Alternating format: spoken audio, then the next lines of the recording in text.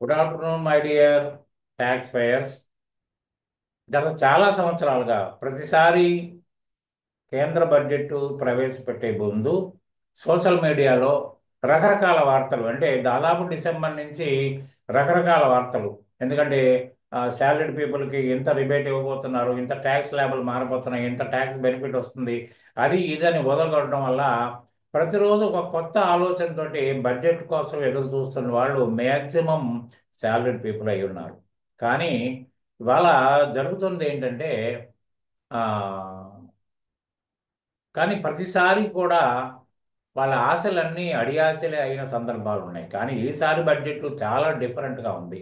ఎందుకంటే దాదాపు ఈ మధ్యకాలంలో దాదాపు అందరూ కూడా ఎంప్లాయీస్ కానీ చిన్న చిన్న వ్యాపారస్తులు కానీ వీళ్ళందరూ ఏం చేశారంటే కనీసం ఒక 10 లక్షలు, ఇప్పటి వరకు 7 లక్షల రూపాయలకి నో ట్యాక్స్ అన్నారు కదా, కనీసం 10 లక్షల రూపాయలు ఇస్తే బాగుండేది, మా దగ్గర పర్చేసింగ్ పవర్ పెరుగుద్ది అని ఆలోచనతో ఉన్నారు. కానీ వాళ్ళ ఊహలు కూడా నిజం చేయకుండా, వాళ్ళ ఊహలకు అందకుండా ఇవాళ నిర్మలా సీతారామన్ గారు దాన్ని 12 లక్షలకు చేశారు. అదే శాలరీడ్ పీపుల్ అయితే 12,75,000 వరకు నో ట్యాక్స్ అన్నారు. అంటే 75,000 వీళ్ళకి ఎందుకు ఎక్కువ వచ్చిందంటే స్టాండర్డ్ డిడక్షన్ 75,000 ఉంది కాబట్టి వీళ్ళకి 12,75,000 వరకు ట్యాక్స్ లేదు. అంటే ఎవరికైనా కూడా అటు శాలరీడ్ పీపుల్ కానీ ఒకవేళ చిన్న వ్యాపారస్తులు కానీ లెక్కేసుకుంటే 1,00,000 రూపాయల సంపాదన ఉన్నట్టయితే ఏ విధమైన ఇన్కమ్ ట్యాక్స్ రూపంలో పైసా కూడా కట్టకలేదు. ఇది నిజంగా సంతోషించాల్సిన విషయం. కానీ ఈ సంతోషం పక్కన ఇంకొక చిన్న ఆ, మనకి కనపడని డాట్ ఒకటి ఉంది.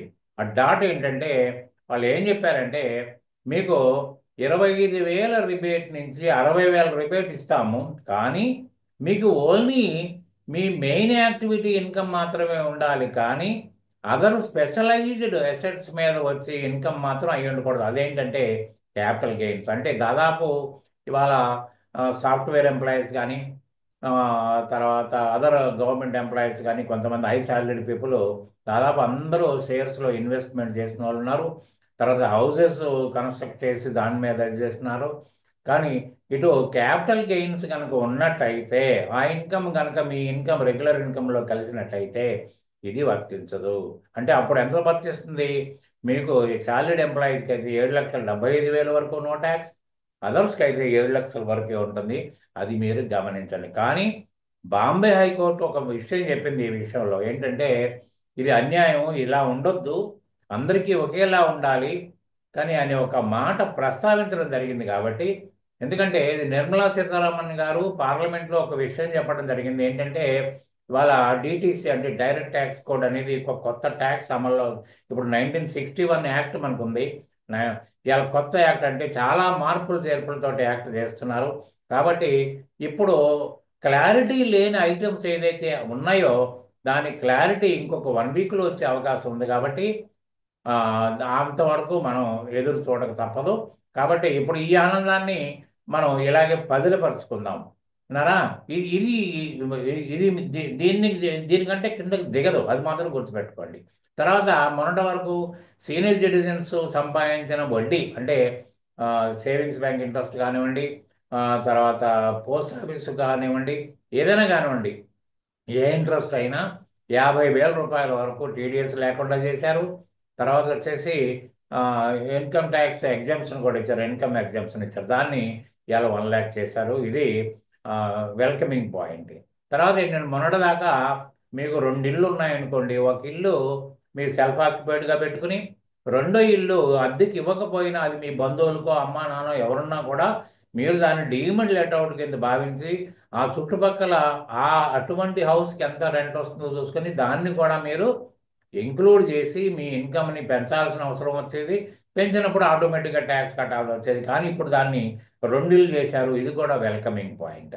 తర్వాత ఈ మొన్నటిదాకా మీరు రెంట్కి తీసుకున్నట్టయితే మీరు రెంట్కు మీకు 20,000 పైబడి కనుక మీకు రెంట్ వచ్చినట్టయితే ఒక టీడీఎస్ కట్ చేసి ఎవరైతే టెనెంట్ మీకు కట్ చేసి ఇవ్వాల్సి వచ్చేది. అట్లనే ఆ, ఎవరైతే రెంటల్ తీసుకున్నారో అతను కూడా టీడీఎస్ అప్లికేషన్ ఉండేది. అంటే 2,40,000 రూపాయలు యాన్యువల్ రెంటల్ దాటితే ఈ అప్లికేషన్ ఉండేది. దాన్ని 6 లక్షలు చేశారంటే 50,000 రూపాయల వరకు మీకు రెంటల్ ఇన్కమ్ వచ్చినా వాళ్ళకి కానీ వీళ్ళకి కానీ ఏ అప్లికేషను ఏ టెన్షను లేదు. తర్వాత ట్యాక్స్ ల్యాబ్స్ ఇదివరకు 6 ఉండేయండి, ఇప్పుడు 7 చేశారు న్యూ ట్యాక్స్ ల్యాబ్స్లో. అంటే పాత ఓల్డ్ ట్యాక్స్ రిజిమ్ మామూలుగానే ఉంది. ఓల్డ్ ట్యాక్స్ అంతకుముందు ఏంటంటే ప్రతిసారి 5% పెంచుకుంటా వచ్చి 20 తర్వాత 30కి వెళ్ళిపోయారు. 25 జంప్ అయింది. ఇప్పుడు ఆ 25 ఇంక్లూడ్ చేశారు కాబట్టి 7 స్లాబ్లు ఉన్నాయండి. 24 lakhs వరకు మీరు అప్ టు 24 lakhs మీరు 25% ట్యాక్స్ ఉంటుంది. తర్వాత 24 దాటితే మీకు 30% మీకు ట్యాక్స్ వస్తుంది. విన్నారా? తర్వాత ఏంటంటే ఇప్పటి వరకు మనకి 3 లక్షల రూపాయలు, 2,50,000 రూపాయలు ఓల్డ్ ట్యాక్స్ రెజీము, 3 లక్షల వరకు న్యూ ట్యాక్స్ రెజీములో ఎగ్జంప్టెడ్ ఇన్కమ్ ఉండేదండి. దాన్ని ఓల్డ్ ట్యాక్స్ అలాగే ఉంచారండి.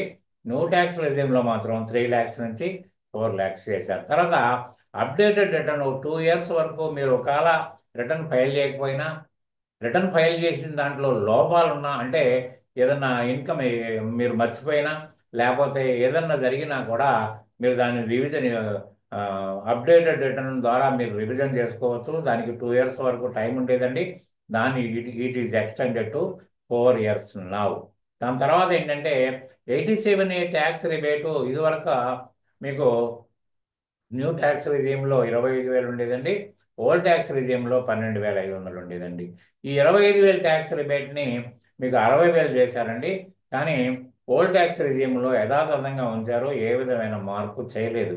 తర్వాత స్టాండర్డ్ డిడక్షన్ వచ్చేటప్పటికి మీకు 50,000 నుంచి పోయిన సంవత్సరం 75,000 చేశారండి. కానీ దాన్ని కనీసం 1,00,000 రూపాయలు చేస్తారని ఆలోచన ఉండే, కానీ దాన్ని ఏ విధమైన మార్పులు చేయలేదండి. తర్వాత ఇంకోటి కూడా గుర్తుపెట్టుకోండి, నేను ఇప్పుడు చెప్పినట్టుగా ఇంకొక 1 weekలో మళ్ళీ పార్లమెంట్లో కొత్త యాక్ట్ని ప్రవేశపెట్టబోతున్నారు. దాంట్లో చాలా మార్పులు రాబోతున్నాయి. ఈ మార్పుల ద్వారా కూడా మీకు ట్యాక్స్ స్ట్రక్చర్ కూడా మారే అవకాశాలు కూడా 100% ఉన్నాయని నేను చెప్తున్నాను. కాబట్టి తర్వాత ఈ ఈ విధమైన కొత్త బడ్జెట్ వల్ల మీకు గతంలో చెల్లించిన ట్యాక్స్కి ఇప్పుడు ఒక ట్యాక్స్కి ఎంత డిఫరెన్స్ వస్తుంది, ఏ విధమైన లాభాన్ని మీరు పొందబోతున్నారు ట్యాక్స్ రూపంలో, ఏ విధంగా మీకు ఆ మిగులుబాటు ట్యాక్స్లను ఏ విధంగా వినియోగించుకుంటే బాగుంటుంది అనేది తర్వాత వీడియోస్లో మనం ప్రస్తావించుకునే అవకాశం ఉంటుందండి. కాబట్టి ఏంటంటే ఇది ఇంతవరకు మన దగ్గర ఉన్న సమాచారం అండి. తర్వాత నెక్స్ట్ వీడియోలో మిగతా డీటెయిల్డ్గా నేను మీకు ఇవ్వగలుగుతాను.